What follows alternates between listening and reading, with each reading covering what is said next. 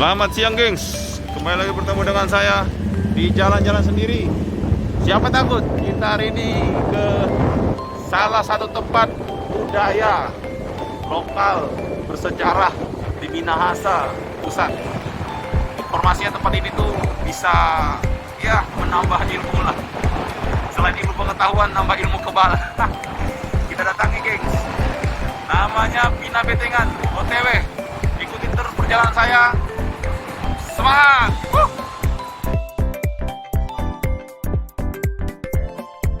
Nah ini kuda nih, ini kuda jenis lokal. Itu sapi. Ada apa isinya itu?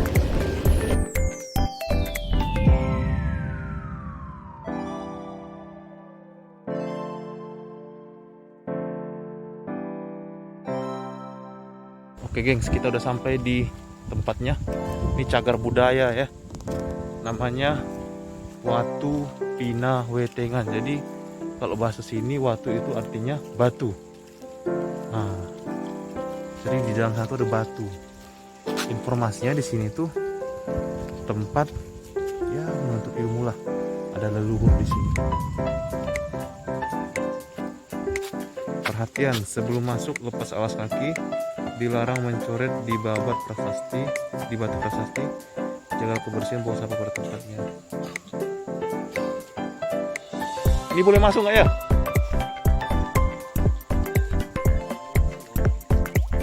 Ini ada peraturannya, tapi maksudnya lagi boleh masuk nggak gitu loh?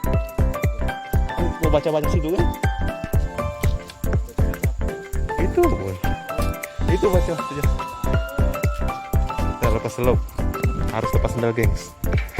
Permisi.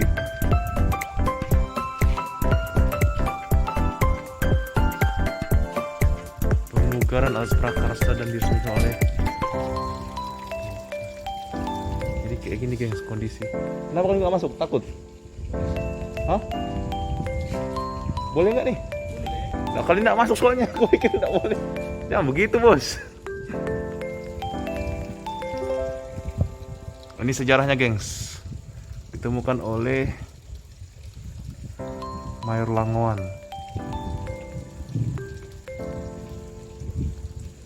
tanggal 19 Juli 1888.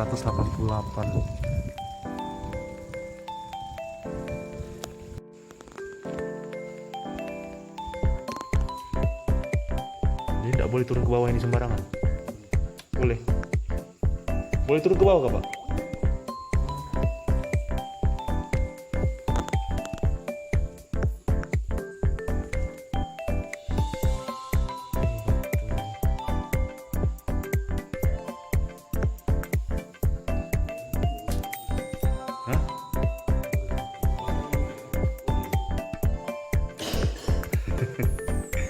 Ya, Batu Pina Wetengan.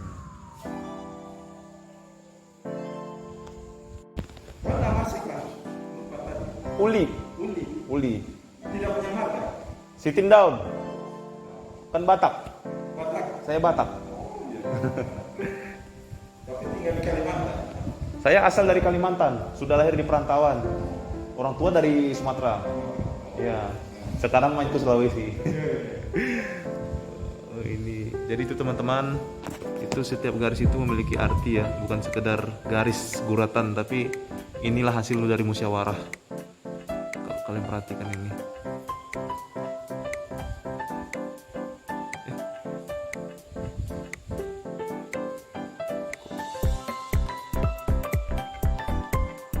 Nah ini teman-teman, kalau kita perhatikan bentuk batunya itu dia kayak seperti orang bersujud. Jadi ceritanya ya doa kita dibantu oleh batu inilah, mungkin kira-kira seperti itu maksudnya. Jadi banyak sekali nilai-nilai budaya, cerita di tempat ini dan sangat menarik.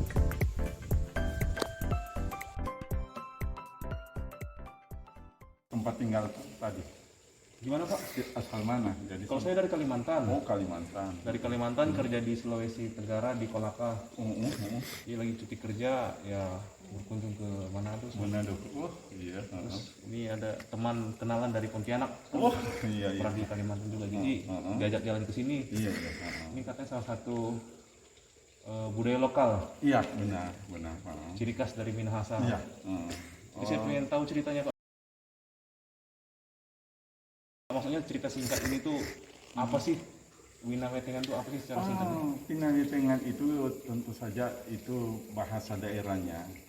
Ungkapan kata pinawetengan itu bahasa daerah, itu bahasa suku.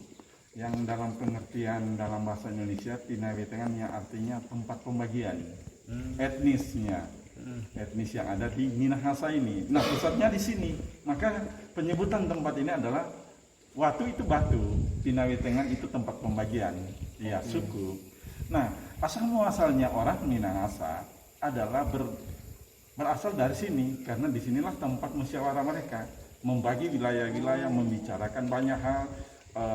Ada ikrar atau sumpah yang mereka lakukan di tempat ini atas keputusan dan kesepakatan mereka bersama.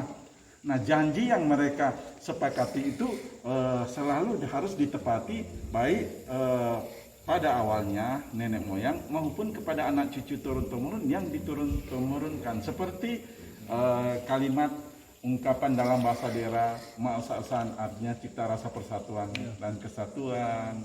Malio-liosan artinya baku-baku baik, saling menghormati, menghargai satu sama lain. Dan bahasa daerah lain itu menyebut itu saling kerjasama atau sistema pausnya itu masalah sawangan. Itu kalimat-kalimat itu yaitu amanat-amanat, ya, pesan-pesan. Nah, sampai di tempat ini mereka dijadikan tempat ini untuk dijadikan pertemuan, karena awalnya mereka bukan berarti menentukan tempat ini untuk memilih, tetapi berdasarkan simbol alam yang diyakini oleh masyarakat Minahasa sampai saat sekarang, yaitu mengacu pada burung manguni.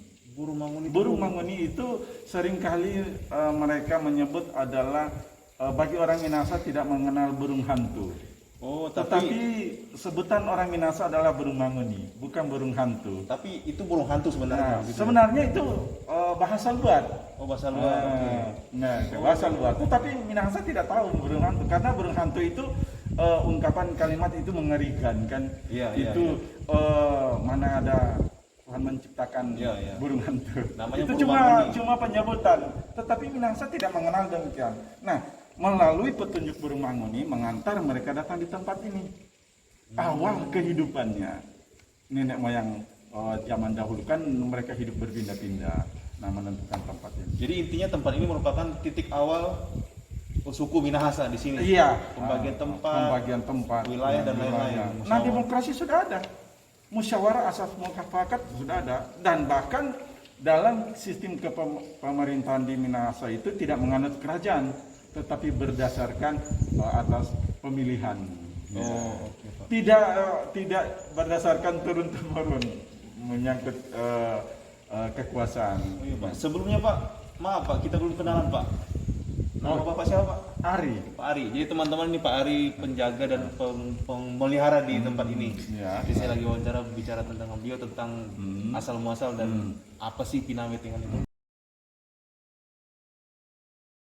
Terus Pak, dalam 1 tahun itu ada nggak artinya kayak acara adat atau ritual di tempat ini gitu?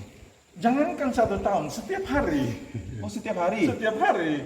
Jam Nah, berapa itu? bagi mereka yang melaksanakan ritual tersebut sesuai dengan kelompok atau satu tim yang datang melaksanakan dengan tujuan-tujuan tertentu, yaitu baik dalam bentuk pengobatan alternatif ataupun hal-hal yang positif, ya tujuan-tujuan yang baik, bukan untuk mengarah pada suatu magic, tidak.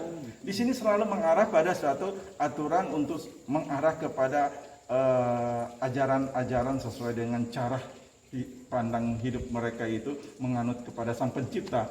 Kalau orang Minahasa menyebut Sang Pencipta di zaman dahulu disebut Opo Wananata. Opo Wananata. Yang artinya ya dalam bahasa Indonesia itu adalah Tuhan.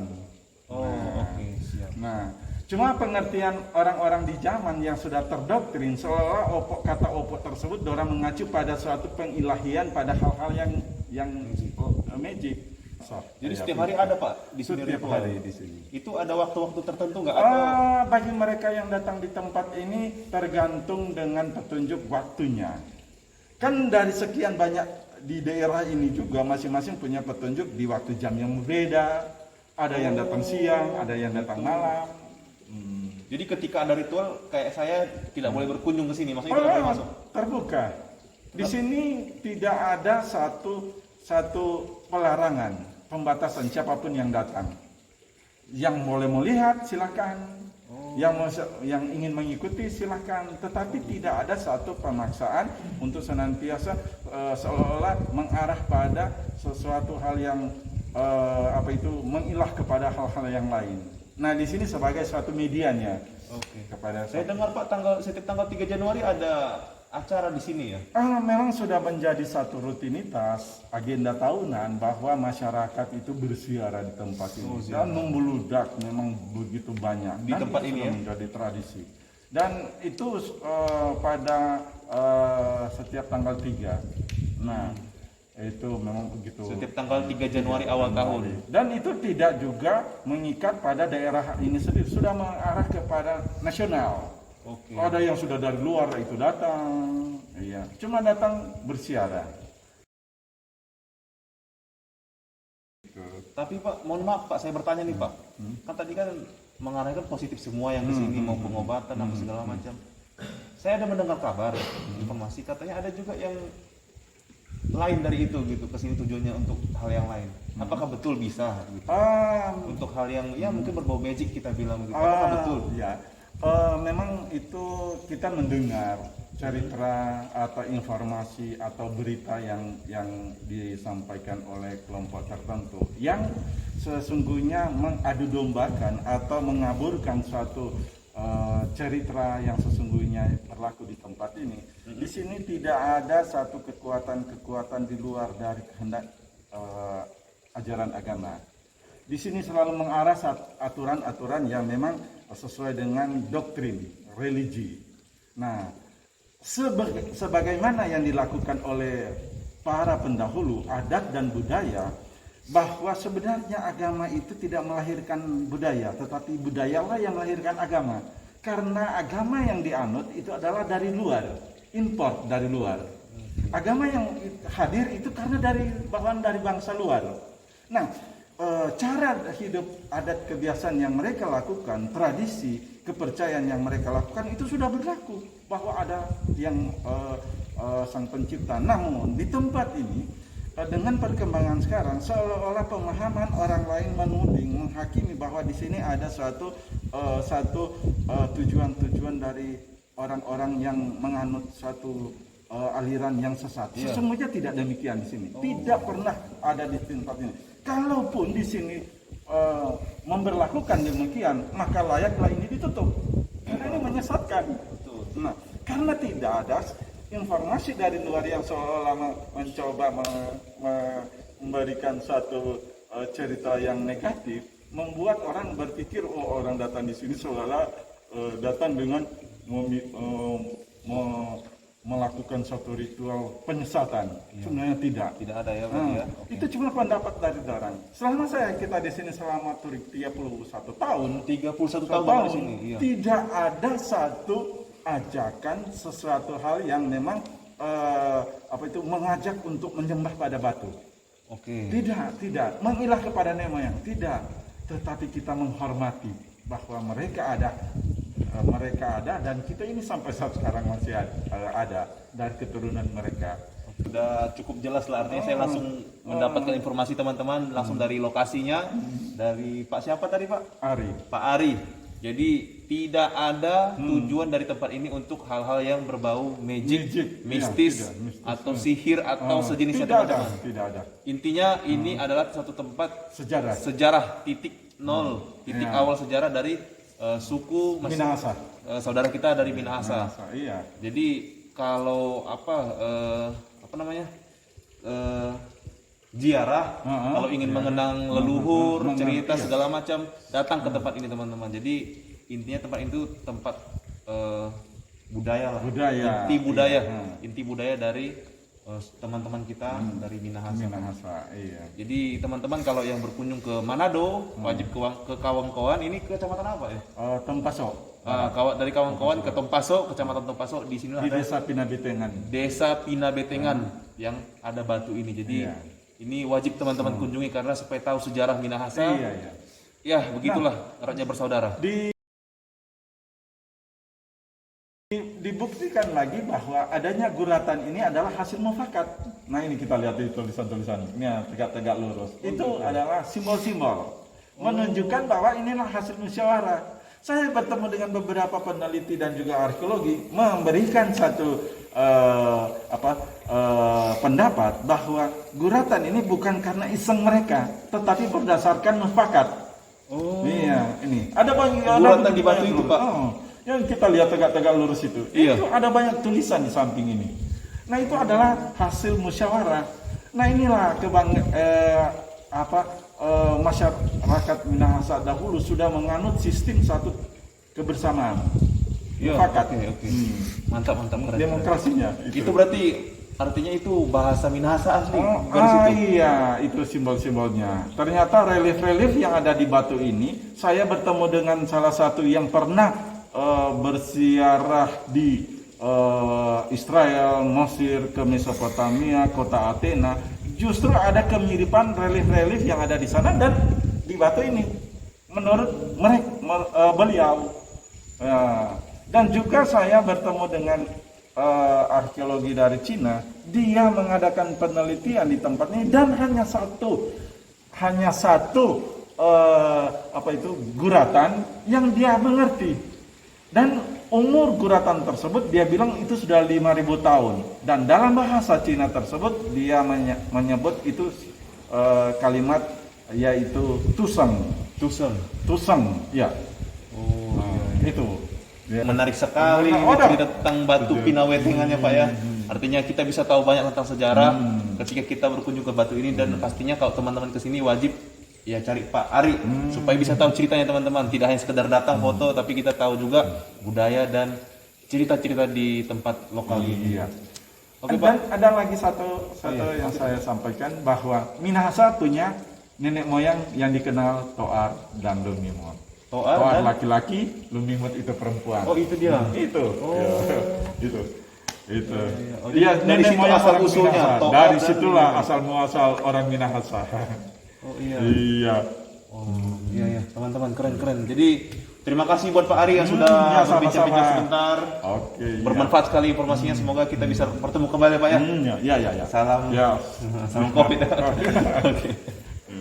Jadi intinya begitu, gengs, tentang batu Pinabetengan. Kesimpulannya, batu ini adalah tempat asal muasal suku Minahasa, nenek moyang, di mana batu ini merupakan titik awal musyawarah, pembagian wilayah dan tempat. Terus informasi yang miring tentang batu ini bisa menuntut ilmu dan lain-lain itu tidak ada, gengs. Langsung dari penjaga tempatnya yang saya wawancarai.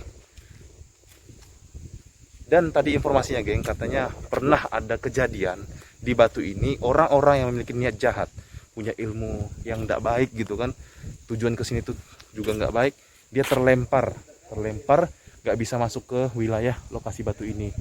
Terus ada yang mobil berjalan, ada yang tergantung di batu. Mistis lah, artinya datang ke sini tuh dengan tujuan yang baik. Itulah maksud dan tujuan dari batu ini. Oke, gengs, kita lanjut ke tempat selanjutnya.